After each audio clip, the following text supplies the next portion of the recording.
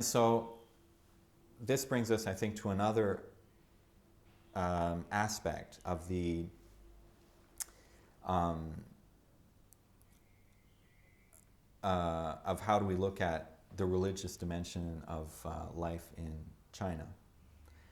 That the hosting of the Olympics is symbolic of um, the greater self-confidence of China and the Chinese people, who are no longer embarrassed to be themselves. So for the entire 20th century, there has been this sense of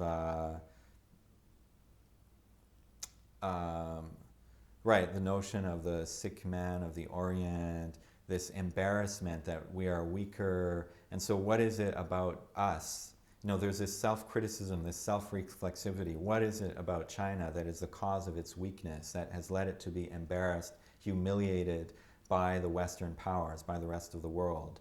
And so this has led to what Christopher Schipper has called this, in a sense, the self-inflicted cultural genocide of China. Really over wave after wave of campaigns and revolutions trying to destroy much of China's cultural tradition, considering that it is this tradition which is, this tradition, what makes China different, that's what makes China weaker, right? So this kind of self-hatred, in a sense. But now I think we have the sense that this is that China is really moving beyond this. So there is a much more calm and confident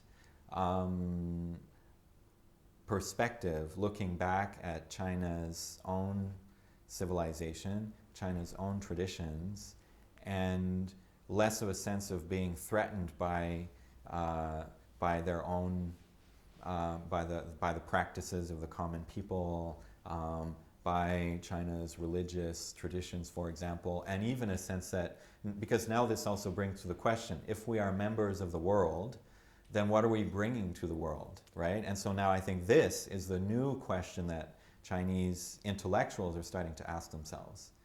Are we just a materialist economic powerhouse that only brings in a way of economic transactions? Is that all we bring to the world? Or what is it that we have that can actually be even attractive to the world, right? What is called the soft power. How do we attract people with positive values? Well, where do you find those positive values? Well, there are many places to find them, and one place is to look back to your own tradition.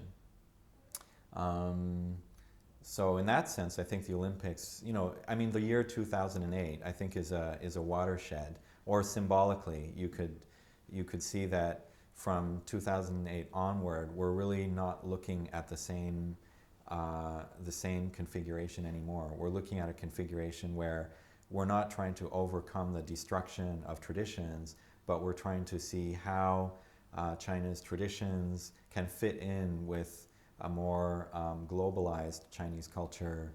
How can it fit in with the integration also of Christianity and other beliefs and traditions coming from abroad? What kind of civilization do we want to bring to the world? I think that's now where the discussion and the concern is moving toward.